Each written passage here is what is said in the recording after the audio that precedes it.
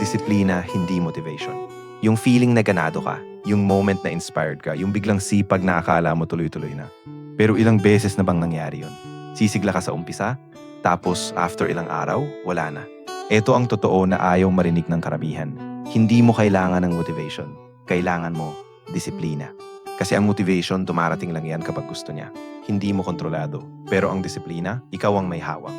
Ang disiplina, yung gagawin mo yung dapat mong gawin kahit ayaw mo.